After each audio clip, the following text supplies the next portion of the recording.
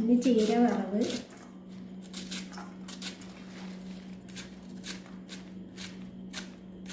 ചീര ചെറുതായി അരിഞ്ഞെടുക്കണം.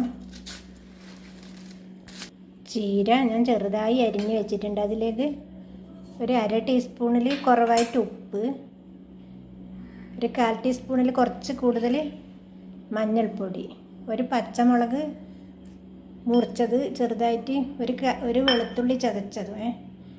എരിവ് നല്ലോണം വേണ്ടുന്നവർക്ക് കാന്താരി വേണമെങ്കിൽ ചേർത്ത് കൊടുക്കാം. കുറച്ച് തേങ്ങ, എന്നിട്ടൊന്ന് നന്നായിട്ട് തിരുമ്മി യോജിപ്പിക്കണം. 1 മിനിറ്റ് ഒന്ന് ചീര തിരുമ്മി വെച്ചു. ചീര വറുത്തെടുക്കാൻ ചീനച്ചട്ടി വെച്ചു. ചീനച്ചട്ടി ചൂടാകുമ്പോൾ ഒരു 3 ടേബിൾ സ്പൂൺ വെളിച്ചെണ്ണ ഒഴിച്ച് കൊടുത്തു. വെളിച്ചെണ്ണ ചൂടാകുമ്പോൾ പുഴുങ്ങലരി ഇട്ട് കൊടുക്കാം.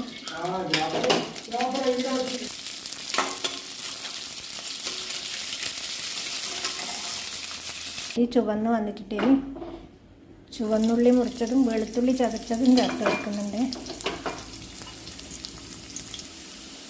എരിവിന് ഉണക്കമുളക്,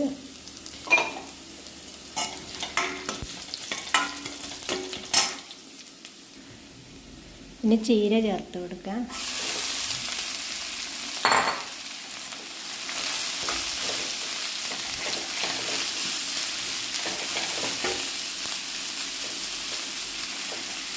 ഒന്ന് അടച്ച് വേവിച്ചെടുക്കാം. തീ നന്നായി കുറച്ച് വെക്കണം.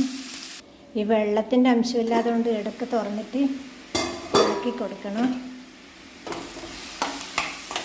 തീ കുറച്ച് വെക്കണം.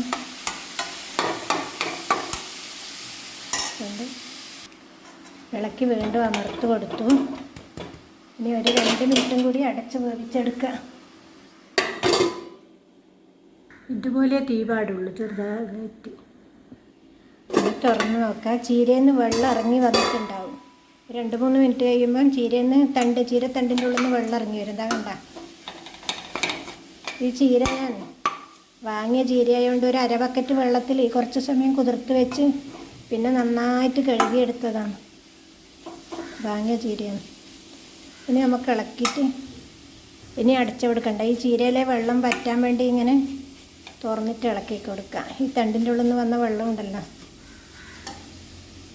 ഇത് വെന്തോന്നറിയാൻ ഈ തണ്ടിങ്ങനെ പിടിച്ചിട്ട് ഞെക്കി നോക്കിയാൽ മതി. ഇത് പാകത്തിന് വന്നിട്ടുണ്ട്.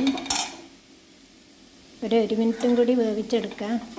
അപ്പോഴേ ഈ വെള്ളമെല്ലാം വറ്റി കിട്ടും നന്നായിട്ട്. ഇതിൽ നിറങ്ങുന്ന വെള്ളം. നമ്മുടെ ചീരത്തോരൻ റെഡി.